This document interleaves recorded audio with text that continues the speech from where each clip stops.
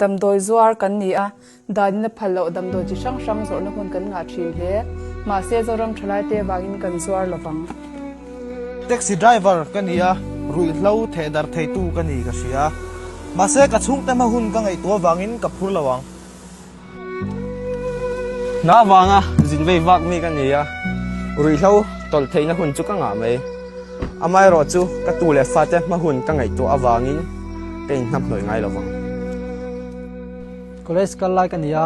ka trenten rui lo de turin min som thin ma se kamu na vain ka tingai lawang two wheeler taxi driver kan ni a rui hlo phur kola deliver tori man min tum thin ma se ka thian tam tak te wangin min hmang ngai lawang ko san phoi tu ta ji nga po rui lo